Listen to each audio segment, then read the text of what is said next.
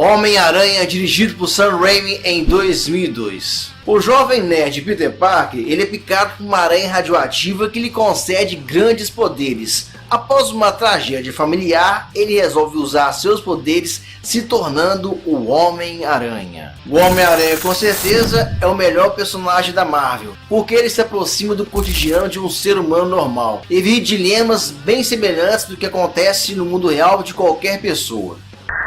Carinhosamente também chamado de O Cabeça de Teia, ele foi criado pelo mestre Stan Lee e desenhado por Steve Ditko em 1962 pela Marvel Comics.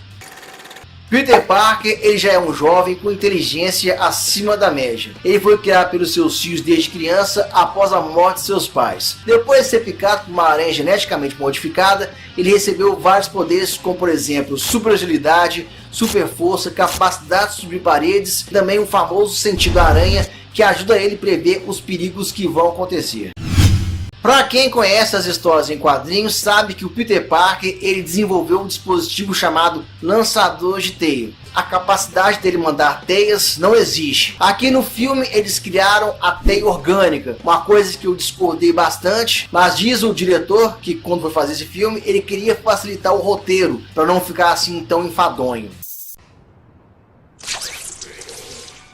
Mas antes de eu falar do filme, vamos contar um pouco da novela Homem-Aranha antes de chegar aos cinemas. Eu acompanho essa história desde 1994, na época a MGM tinha os direitos do personagem, e ela queria transformar isso num filme, só que acabou sendo inviável porque ela faliu nesse tempo também, e o projeto não foi para frente. E esse projeto chegou a passar pelas mãos do James Cameron, que você deve conhecer como diretor de Exterminador do Futuro e também Avatar, e foi cogitado Leonardo DiCaprio para poder fazer Peter Parker. Imagina só Leonardo DiCaprio como Homem-Aranha.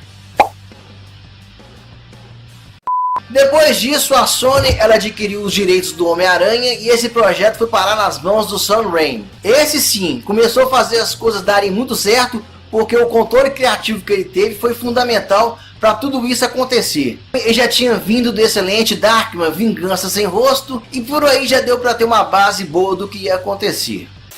Tobey Maguire ele faz Peter Parker que aparentemente não tem nada a ver com o Homem-Aranha dos quadrinhos, mas ele passa uma verdade muito boa em seu olhar. Assim como Christopher Reeve, ele vai ser eternamente marcado por esse personagem. Ele chegou a fazer o excelente A Vida em Preto e Branco, que eu recomendo. Kristen Dunst, a Mary Jane, que é o grande amor platônico do Peter Parker. Eu acompanho essa menina desde o filme Entrevista com o Vampiro. Ela faz aquela típica mocinha frágil em algumas situações, mas forte quando precisa ser. James Franco ele faz o melhor amigo do Peter Parker, o Harry Osborn. Ator bem lembrado por causa desse filme também. Só que ele já fez muito mais coisas além, como por exemplo 127 Horas do Danny Boyle. Aqui o personagem dele em relação aos quadrinhos está muito mais tranquilo, porque nos quadrinhos o Harry Osborn sempre foi um cara mais angustiado por causa da presença do pai. J.K. Simmons da série Oz, ele faz aqui a melhor personificação de um personagem de história em quadrinhos do cinema. O chefe do Clarim Diário, J.J. Jameson. Mesmo com uma certa implicância que ele tem com o Homem-Aranha, ele tem um senso ético que faz ele agir certo em alguns momentos. Ele é o alívio cômico mais engraçado que eu já vi em filmes desse tipo.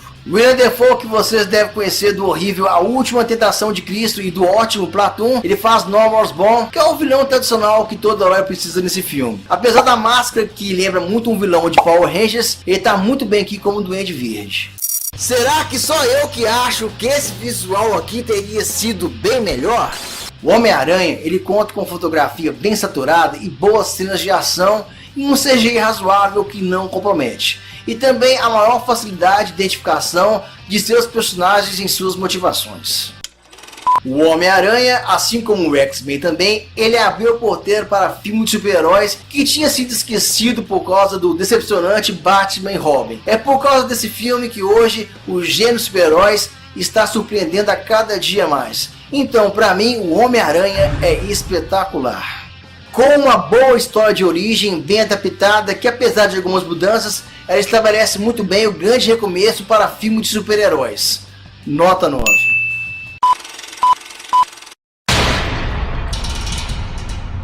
Os plots desse filme é ser um enredo bem orgânico, os seus enquadramentos, a sua edição dinâmica e o destaque para a cena do beijo que é inesquecível.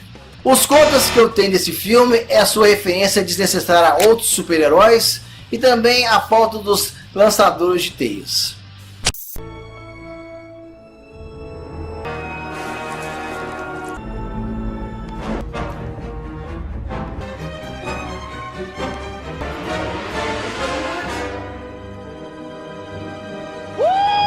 Então é isso aí, pessoal. Fiquem com Deus e até mais.